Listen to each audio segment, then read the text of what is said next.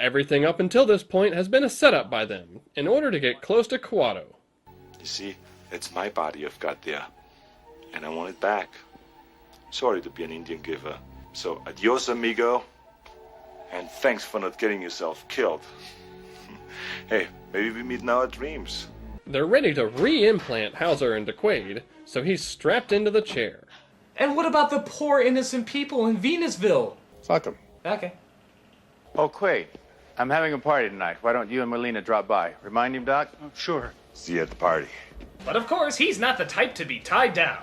And after summoning the biggest Arnold face you've ever seen in a movie, they bust loose and make it to the reactor area. Penny has upgraded his cab and goes after Quaid and Melina. Quaid manages to drill through the oil line to disable the drill dozer, leading to one of the most over-the-top lines in movie history.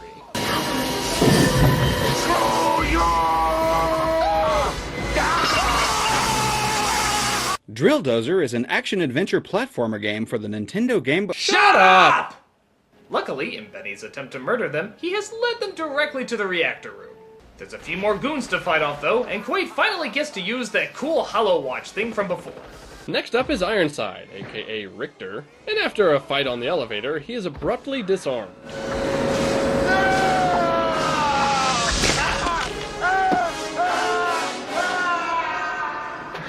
See you at the party, Richter! I'll lend you a hand. We'll have a farewell to arms. It won't be too limiting. Because I took your limbs, haha.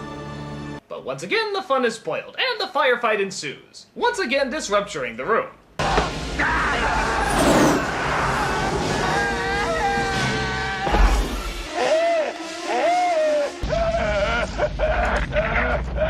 Oh my god, he's changing into the truck driver from Pee-wee's Big Adventure!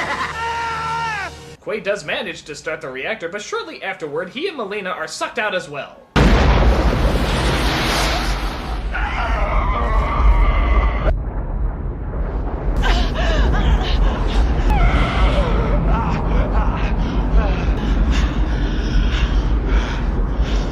Now, Sci-Fi Guy, I'm glad to have you around for this scene because I've been meaning to ask, is this really what would happen if you were exposed to a near vacuum? Is the whole explosive decompression thing real? I have no opinion on the effects of the phenomenon referred to as explosive decompression. Really? You got nothing for me? The effects of explosive decompression have never been fully tested on the human body. No, okay then. Maybe I'll ask Mars Girl. No. I can tell you one thing, though. Even if the planet suddenly did gain an atmosphere, if that whole eye bulging thing did happen, that doesn't just magically go away. You can with Arnold's face! You shoot me in the eye, I just put it back together! And so Quaid saves the day, gets the smoking hot lady, and lives happily ever after. Just like a real action hero. Lending more evidence to the theory that this is all a dream. Oh look, that's just a fade to white. It's totally real. There's no evidence saying that it isn't. Are you kidding? They were just talking about it being a dream. Plus, the whole blue sky on Mars thing? Yeah, but what about the dirty look Manny DeVito gave him? What about the bead of sweat on the recall guy's face? Why would we see multiple scenes of Quaid absent if it's just supposed to be in his memory? He saves the day, gets the girl, aliens? It's exactly what the used car salesman at Recall promised him. I bet Quaid's construction worker ass is laid out lobotomized at the Recall Center now. Actually, there are multiple ways to view this movie. However, the director's personal view was that it was totally real, and personally believe that Sci-Fi Guy is a complete and total douche face. Are you editing Wiki to win an argument? No. Oh, that's it. I'll have to listen to any more shit from you. Go in the corner! Oh, you can't put me in the corner this time. I'm in my own house, control center. Ah, but you forget, I'm editing the review. And mute. So that was Total Recall. How does it measure up? Surprisingly pretty well. The story was solid, the early digital effects were well integrated, and by God, the practical effects were amazing. Of course, being an Arnold movie, it still has its goofy points, but overall, it was a lot of fun. It was all the fun of a bad movie without it actually being a bad movie. So I enjoy it big time. And to answer the question, was it a dream or was it real?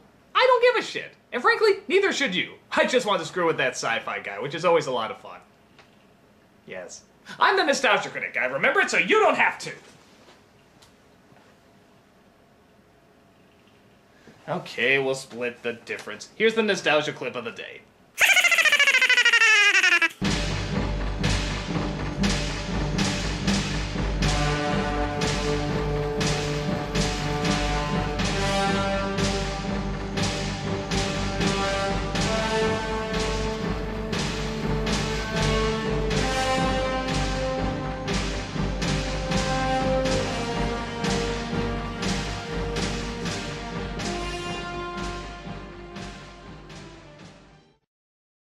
Just shoved real hard.